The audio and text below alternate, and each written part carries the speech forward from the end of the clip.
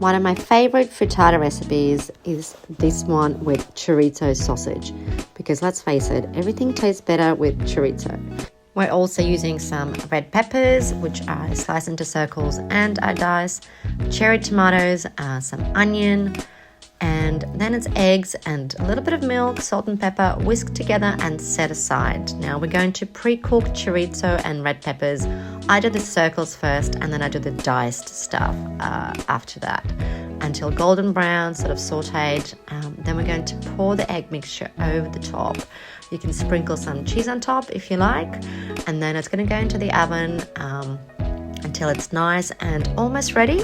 Well, it's still a little bit wobbly in the top. I'm going to put all of those little circles of chorizo and peppers for presentation, really. And then it's ready. It's delicious. You are going to love it.